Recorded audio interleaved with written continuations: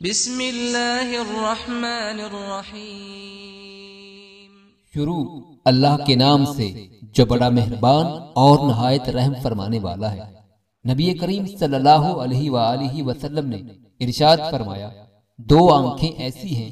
جنہیں جہنم کی آگ نہیں چھوئے گی، ایک وہ آنکھ جو اللہ کے خوف سے روئی ہو، اور دوسری وہ آنکھ جس نے کوئی رات اللہ کے راستے میں پہرا دیتے ہوئے گزاری ہو۔